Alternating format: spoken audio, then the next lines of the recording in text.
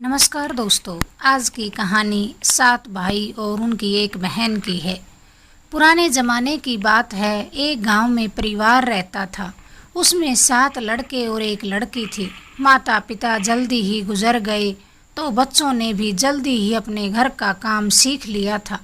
शुरू में सबको गुजारा चलाने में काफ़ी परेशानी आई, लेकिन समय के चलते सब कुछ आसान होने लगा।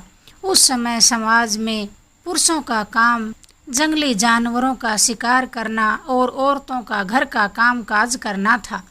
7 भाई और एक बहन बड़े प्रेम से मिलजुल कर रहते। दिन निकलते ही सातों भाई शिकार के लिए निकल जाते और बहन सबके लिए खाना पकाती, घर के काम काज करती।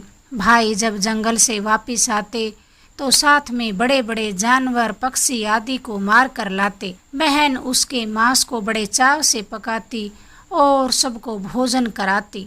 ऐसे ही दिन गुजरने लगे कि एक दिन की बात है, सातों भाई जंगल को गए थे। शाम होने वाली थी।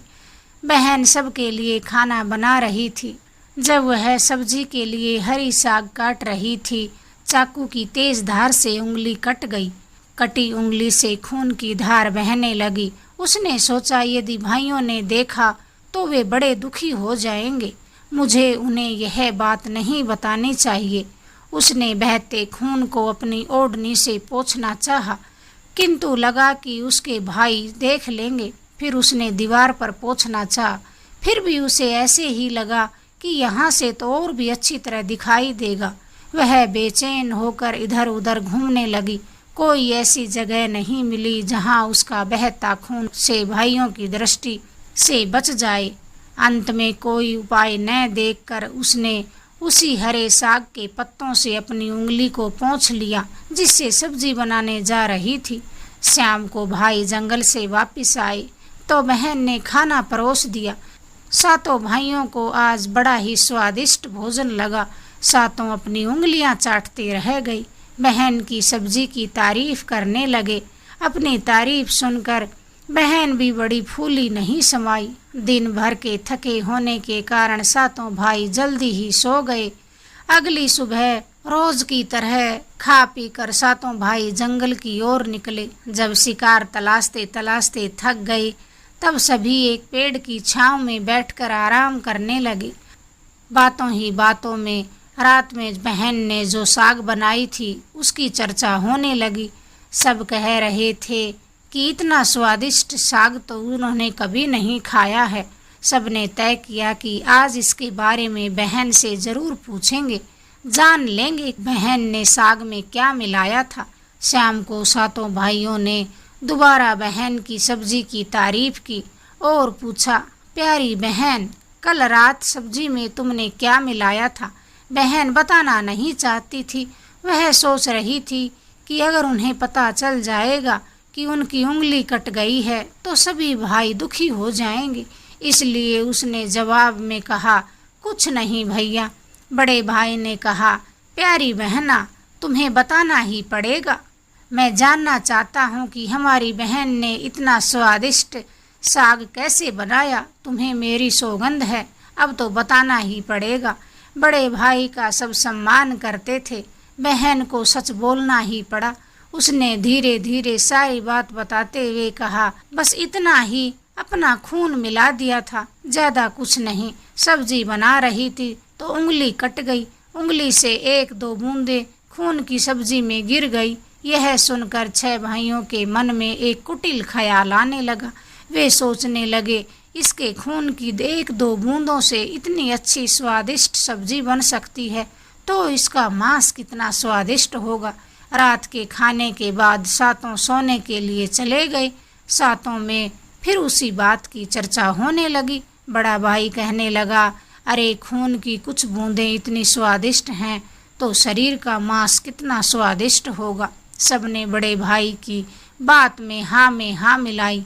अगले दिन शिकार के लिए जाते समय सातों ने यह योजना बनाई कि बहन को मारकर उसका मांस बनाएंगे, खूब स्वादिष्ट लगेगा।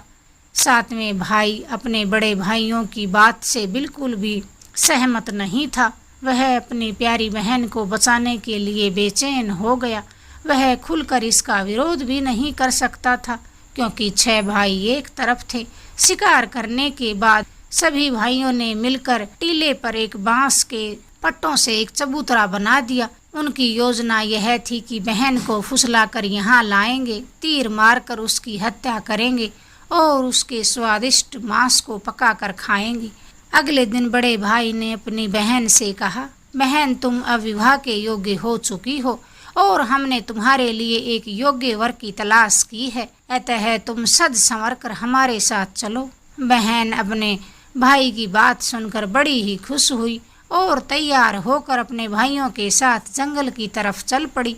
चलते चलते जब बहन थक गई तब वह अपने बड़े भाई से कहने लगी कि भाई, और कितनी दूर चलना होगा। तब बड़े भाई ने कहा, बहन, अब थोड़ी ही दूर, देखो सामने वो जो टीले के ऊपर एक चांग दिखाई दे रहा है, वहीं पर जाना है। टीले पर पहुंचकर बड़े भाई ने अपने छोटे भाइयों से कहा कि इसे रस्सी से बांस के खंभे के सहारे बांध दो। सभी भाई मिलकर अपनी बहन को रस्सी से बांधने लगे। बहन बड़ी असहाय थी, अपने सभी भाइयों को हत्यारे की नज़र से देख रही थी और वह ईश्वर से मन ही मन कहने लगी कि हे भगवान, ये भाई मेरे खून के प्यासे हैं। ऐसा कोई भाई नहीं जिसके दिल में मेरे प्रति सराहना हो। ये सुनकर सबसे छोटे भाई का मन द्रवित हो उठा, लेकिन वो बेचारा अकेला भी क्या कर सकता था। वह मजबूर था, क्योंकि 6 भाई तो मारने के पक्ष में थे। बहन को बांधने के बाद बड़े भाई ने अपने सभी भाइयों को बाण से मारने का आदेश दिया। जब बड़ा भाई सबसे पहले धनुष से बाण मारने के लिए चला तो बहन अपने बड़े भाई के सामने हाथ जोड़कर करुण भरे स्वर में कहने लगी कि मारो मारो भैया, छाती में लक्ष्य करके तुम्हारा तीर, तुम्हारा धनुष जंगल को जाएगा। मारो मारो भैया, छाती में लक्ष्य करके, भैया छाती में लक्ष्य करके। बड़े भाई ने कठोरता से बाण चलाया, लेकिन उसका तीर सही निशाने पर नहीं लगा। अब दूसरे भाई की बारी थी। वह भी बहन को मारने के लिए धनुष बाण उठा लाया। उसके सामने भी बहन ने हाथ जोड़कर वहीं करुण स्वर में गाने लगी। दूसरे भाई का निशाना भी विफल हो गया। इसी तरह से सभी 6 भाइयों ने अपनी बहन को तीर से मारने की कोशिश की, लेकिन सभी विफल रहे। जब 7वें भाई का नंबर आया तो सभी भाई कहने लगे, भाई पूरी ताकत से तीर चलाना और बहन को एक ही तीर में मार देना। यदि तुम्हारा निशाना चूक गया तो तुम जिंदा नहीं बचोगे, हम सब मिलकर तुम्हें मार देंगे। बहन ने अपने छोटे भाई की जान को खतरे में देखा तो अपने भाई की जान बचाने के लिए उसने मन ही मन ईश्वर से प्रार्थना की कि हे ईश्वर, मेरे भाई का तीर मेरी छाती भेदने में सफल हो जाए।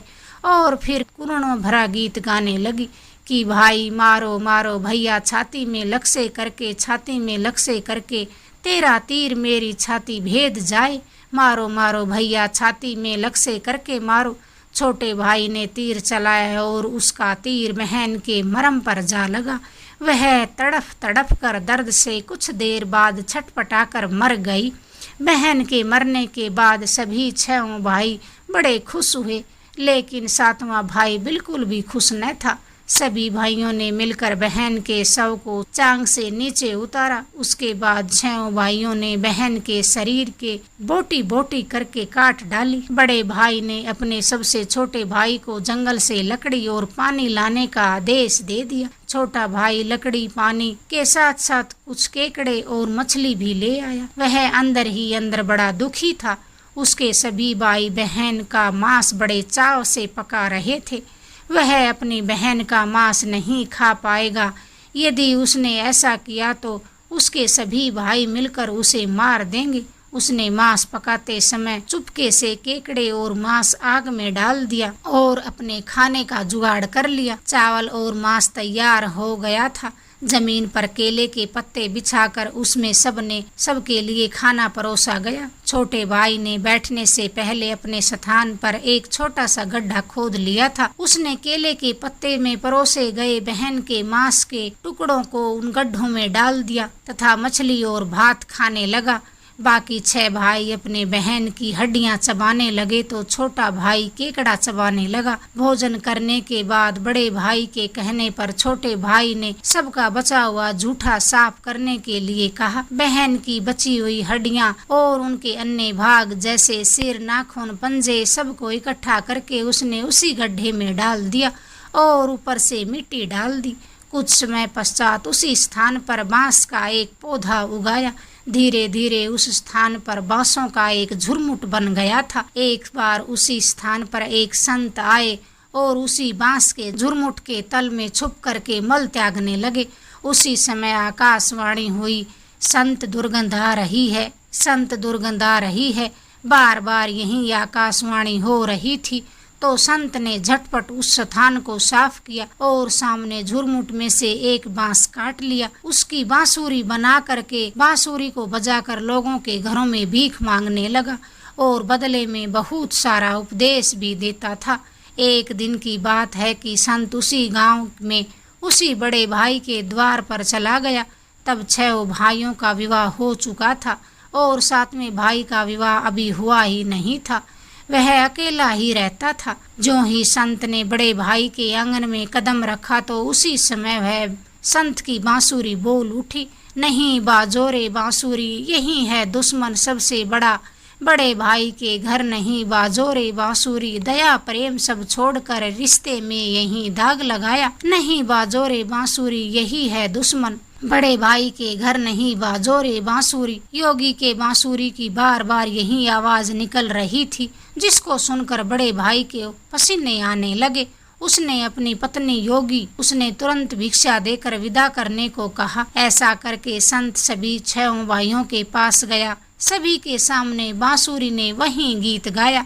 सभी भाइयों ने अपनी पत्नियों से भिक्षा दिलवाकर उस संत को अपने द्वार से विदा करवा दिया। उसके बाद संत सबसे छोटे भाई के द्वार पर पहुँचे। वह अकेला रहता था और सबसे अलग भी हो गया था। जैसे संत 7वें घर के द्वार पर पहुँचे वैसे ही बांसुरी बोल उठी, बाजोरे बांसुरी, मेरे सबसे छोटे भाई के घर मन की बात मन में छुपाकर युग युग से रखा है। अंतर में बाजोरे बांसुरी, यही है मेरे सबसे प्यारे भाई का घर। योगी के बांसुरी से यह प्यारा संगीत सुनकर छोटे भाई ने उस संत का अपने घर में स्वागत किया। संत को बैठने को कहा, संत को जलपान कराया। छोटे भाई ने बांसुरी के बारे में योगी से पूछा तो संत ने सारी बात बताई, कैसे उसने बांस को काटकर बांसुरी बनाई है और कैसे वहां पर आकाशवाणी हुई थी। छोटे भाई ने संत से विनती की कि यह बांसुरी मुझे दे दे। यह सुनकर संत ने वह बांसुरी उस छोटे भाई को सौंप दी। संत के चले जाने के बाद छोटे भाई ने बांसुरी को अपने सिरहाने रखकर धूप दीप जलाकर बड़े सम्मान के साथ रख दिया। कुछ समय बाद छोटा भाई घर में परिवर्तन देखने लगा। जब वो काम से लौटकर घर आता तो उसका सारा घर साफ सुथरा मिलता। जब रोज रोज उसकी गैर मौजूदगी में घर की सफाई होने लगी तो वह अपने भाभीयों से जाकर पूछने लगा कि हमारी गैर मौजूदगी में क्या आप हमारे घर की सफाई करने जाती हो? तो सभी ने कहा, हमें आपके अपने ही काम से फुर्सत नहीं, तो हम तुम्हारे घर की सफाई करने के लिए क्यों आएंगी? यह सुनकर छोटे भाई ने यह निश्चय किया कि आज वह छुप कर देखेगा कि उसकी गैर मौजूदगी में उसके घर की साफ सफाई कौन करता है। इसलिए छोटा भाई काम पर नहीं गया और घर में छुप कर देखने लगा। घर सुनसान होते ही जिस स्थान पर उसने बांसुरी को रखा था उसी बांसुरी में से उसके बहन की शकल एक लड़की निकलती है और उसके घर का काम करके उसी बांसुरी में समा जाती है। यह सब देखकर छोटे भाई को अपनी आंखों पर विश्वास नहीं हो रहा था। उसके बाद उसने यह बात अपनी बड़ी भाभी को बताई तो बड़ी भाभी ने अपने छोटे देवर को समझाया कि जैसे ही लड़की बांसुरी से बाहर निकले तुम उस बांसुरी को आग के हवाले कर देना। उसके बाद उस पर तुलसी जल छिड़क देना, फिर देखना कि क्या होता है। छोटे भाई ने अपनी बड़ी भाभी के कहने के मुताबिक सारा काम कर दिया। वह बांसुरी से लड़की के निकलते ही बांसुरी को आग के हवाले किया और लड़की पर तुलसी जल छिड़क दिया। तुलसी जल के स्पर्श से वह लड़की मानव रूप में आ गई। भाई ने देखा तो वह उसकी छोटी प्यारी बहन है। उसने अपनी बहन को गले से लगाया। उसके बाद दोनों भाई बहन बड़े प्रेम से रहने लगे। बहन ने भाई को और भाई ने बहन को अपना लिया। दोनों उसी घर में प्रेम पूर्वक रहने लगे। अगर आपको हमारी कहानी पसंद आई, प्लीज़ हमारे चैनल को सब्सक्राइब करें, लाइक करें, शेयर करें। धन्यवाद।